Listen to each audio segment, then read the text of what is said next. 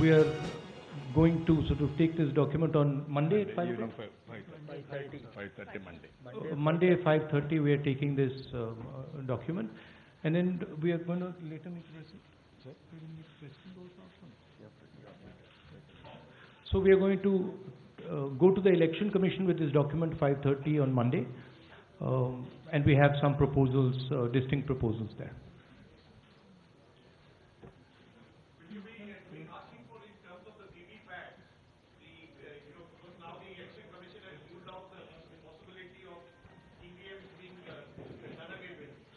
The Congress Party's demand has been 50%, and EVMs and VVPAT should be collaborated. Will you also speak for that demand? Yes, the main issue with EVMs is that there is a doubt in the minds of many people in this country about the fairness of the EVM system, and so we want to create a backup system so that people can be certain about what is going on. It is about building the confidence of people in the electoral system, and yes, we are looking at that measure.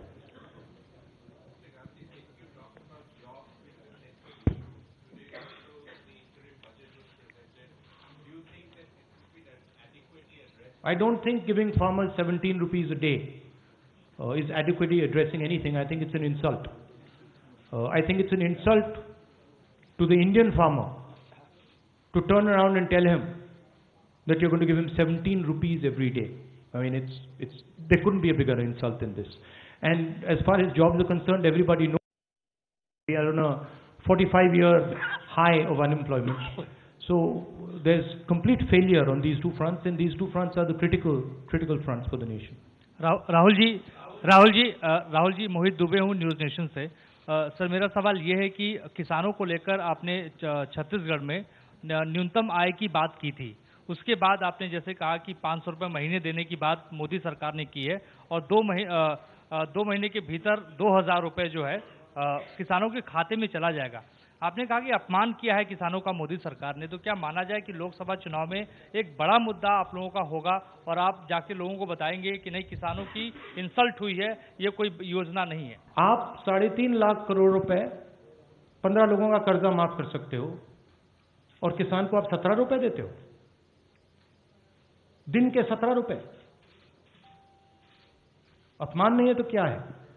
तो बिल्कुल चुनाव किसान के मुद्दे पर, रोजगार के मुद्दे पर और इंस्टीट्यूशनल जो आक्रमण हो रहा है, इन 3 मुद्दों पर चुनाव होगा। और आखिरी बात और जो बहुत जरूरी बात है, प्रधानमंत्री जी के भ्रष्टाचार, राफेल मामले पे चुनाव होगा। अब ये लंबा प्रेस कॉन्फ्रेंस नहीं कर सकते हैं क्योंकि शरद पवार जी की फ्लाइट है, बाकी लोगों की फ्लाइट है, तो यहां कंक्लूड करना पड़ेगा। आप सबका बहुत बहुत धन्यवाद। राहुल जी ईवीएम पे एक सवाल। राहुल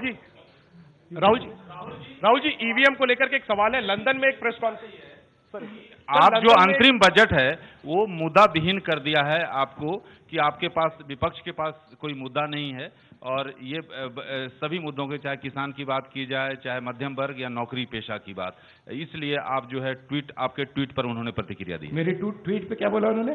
बोला कि मुद्दा विहीन हो गए हैं आप, आपके पास कहने के लिए कुछ नहीं है, इसलिए इस तरह बात। हाँ, The surgical strike is going to happen in the next couple of months with Mr. Modi and the government. There's going to be one surgical strike after the other on Rafael, on demonetization, on jobs, on agriculture. हमारे पास बहुत मुद्दे हैं, और भ्रष्टाचार का जो सबसे main मुद्दा है बड़ा, जो हिंदुस्तान की जनता को अब समझ आ गई है बात, 30,000 करोड़ रुपए अनिल अंबानी जी को डायरेक्ट नरेंद्र मोदी जी देते हैं, HAL को परे करते हैं। फ्रांस का राष्ट्रपति कहता है कि हिंदुस्तान के प्रधानमंत्री ने मुझे कहा है कि कॉन्ट्रैक्ट अनिल जी को मिलना है। मुद्दों की कहां कमी है हमारे पास? Thank you. राहुल जी एक ईवीएम को लेकर सवाल है। राहुल जी एक ईवीएम को लेकर सवाल है सर।